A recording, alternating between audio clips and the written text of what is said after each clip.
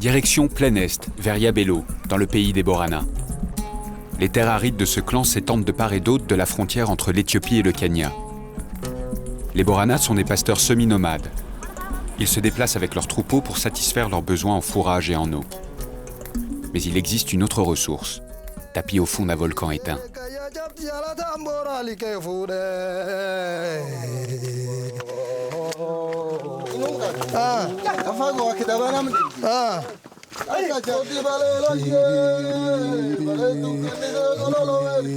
Je descends avec les villageois d'El Sod au fond du cratère.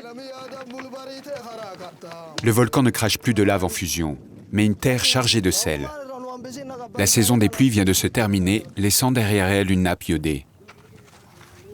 Les hommes doivent se protéger avec les moyens du bord contre le sel qui ronge la peau et brûle les muqueuses.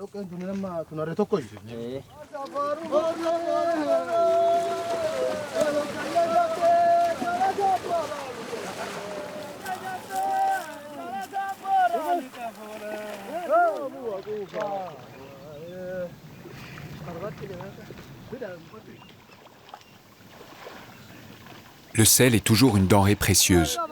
C'est un aliment indispensable pour l'homme et les animaux. Il a toujours fait l'objet d'un intense commerce et a suscité la convoitise. Dès l'Antiquité, les flancs de la caldeira furent aménagés par un marchand grec.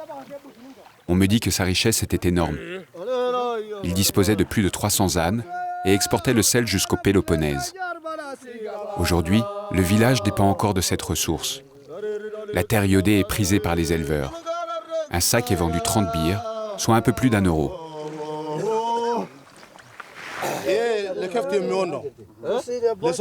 Tu vois cette terre? C'est pour les vaches, ce n'est pas pour les humains. Si on les nourrit avec ça, elles grossissent et donnent beaucoup de lait. Et la viande est bien plus savoureuse. Cette terre est très demandée.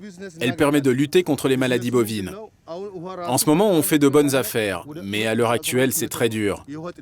Comme il pleut, l'eau est montée et ça rend le travail plus difficile. Le fond peut être à 12 mètres et c'est très dur de travailler. Seulement les gens expérimentés peuvent faire ce travail. Ce n'est pas ouvert à tout le monde.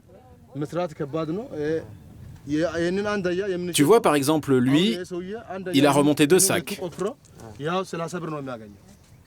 S'il les vend au marché en haut, il va gagner 30 birres pour les 2. Mais si on les exporte aux alentours de Moyale, on peut toucher 100 birres pour les 2. Je quitte El Sod, persuadé que le volcan, longtemps encore, crachera sa terre salée et fertile.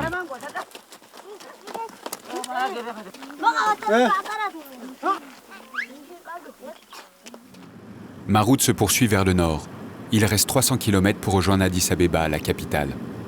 Le terrain s'élève, je suis à plus de 1000 mètres d'altitude, il fait frais et j'ai envie de faire une pause.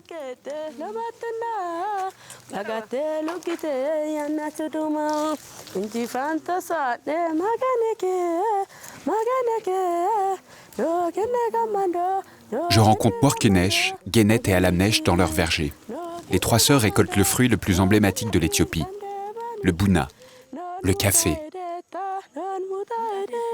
La culture du café est née en Éthiopie, dans la région de Kaffa. C'est le pilier du commerce extérieur éthiopien.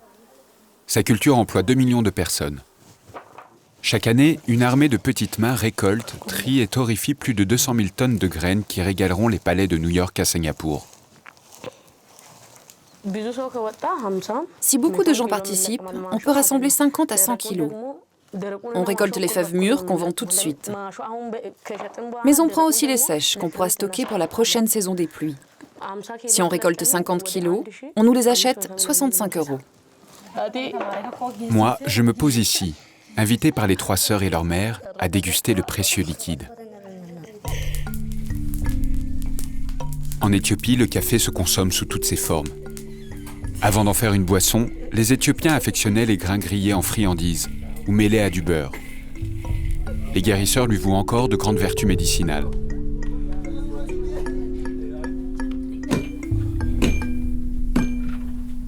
Jusqu'en 1850, l'Église éthiopienne interdisait sa consommation. C'est avec l'empereur Ménélik que l'État éthiopien encourage sa production et s'intéresse aux bénéfices de son exportation. Être invité à boire le café est une marque d'hospitalité.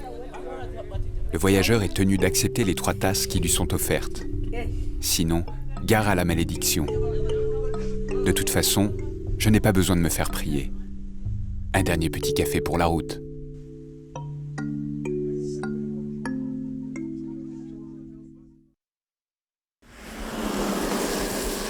Mais pour moi, les étapes sont toujours de courte durée. Je me rends à Arba Minch, dans le parc national de Netchisar. La ville surplombe les lacs jumeaux Abaya et Chamo, séparés par une langue de terre, le pont du paradis.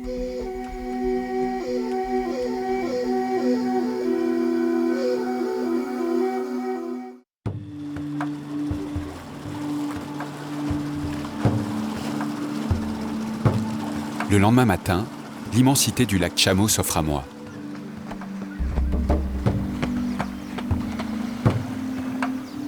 Rêve d'enfant qui se réalise, souvenir de lecture qui remonte à la surface.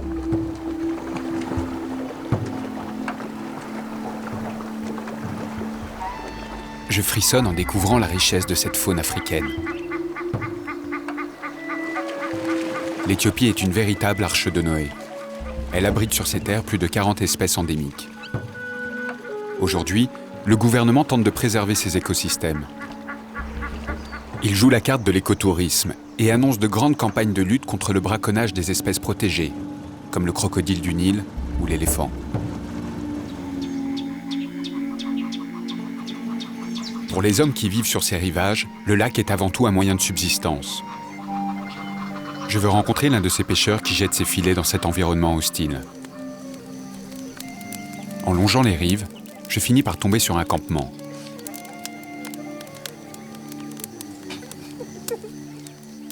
Tatek et ses compagnons ont l'autorisation de pêcher sur le lac.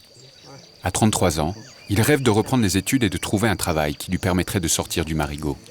Mais pour l'instant, il commence sa semaine de travail. En bref, si j'arrive le lundi, je repars le samedi. Je reste une semaine entière.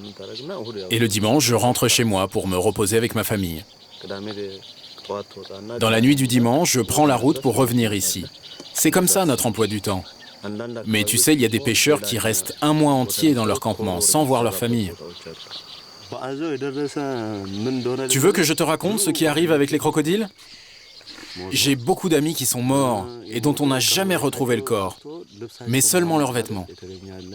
Il y en a aussi dont on n'a retrouvé que les restes après avoir été déchiquetés. Nous n'avons jamais pu les enterrer. Ils disparaissent dans le lac. Il y a aussi les hippopotames qui nous attaquent. Il n'y a pas longtemps, 2 de mes amis sont morts. Et puis nous devons faire très attention au vent. Lorsqu'il se lève, il peut retourner notre embarcation et même la disloquer. Mais celui que nous craignons le plus, c'est le crocodile. Il a mangé beaucoup de gens.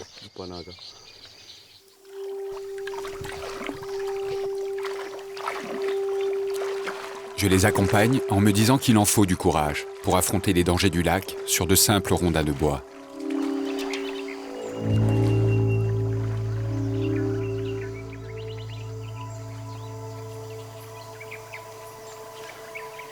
J'admire ces hommes qui chaque jour, au risque de leur vie, poussent leur embarcation pour aller ramasser leurs filets. Les meilleurs jours, ils peuvent gagner 20 €. Mais les pêches miraculeuses se font de plus en plus rares.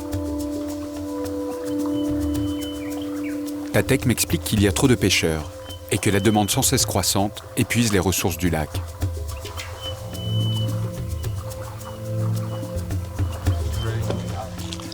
Pourtant, il ne perd pas espoir de pouvoir un jour réaliser son rêve de goûter à une nouvelle vie.